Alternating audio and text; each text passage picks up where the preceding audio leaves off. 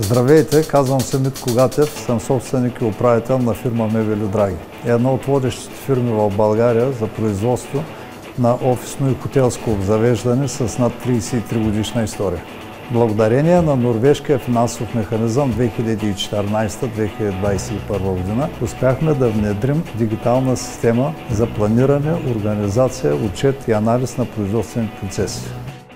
Чрез внедреният софтуерен производствен модул, който стана част от ERP системата ни Интегра, и инсталираните по работни места таблети, етикети и принтери, ние успяхме да обвържем целият производствен процес, така че да постигнем като краен резултат повишаване на производителността, намаляване на разходите за основни материали като ПДЧ, МДФ и други плоскости, както и оптимизация работното време на машините, а оттам и намаляване разходите за ел.енергия.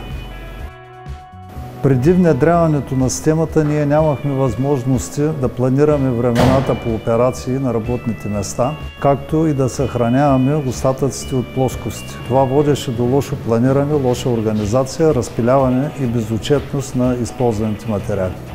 След въвеждането в експлоатация на системата в производството, ние имаме пълен контрол и отчетност на производствените процеси, което доведе до икономия на плоскости в рамките на 20%, както и уплътняване работното време на машините и хората.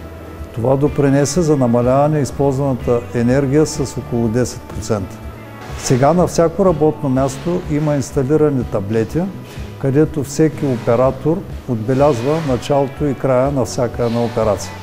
Така отчитаме реалното време за производство, което сравняваме с планираното, и това ни дава възможност да направим съответните анализи и да коригираме нормовремената по операции.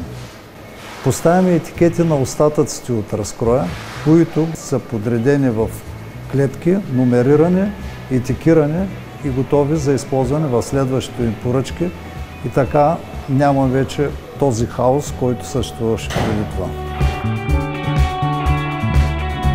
Така постигаме икономия от материали и време, намаляване на отпадъка, който изхвърляме, и по този начин намаляваме вредните емисии.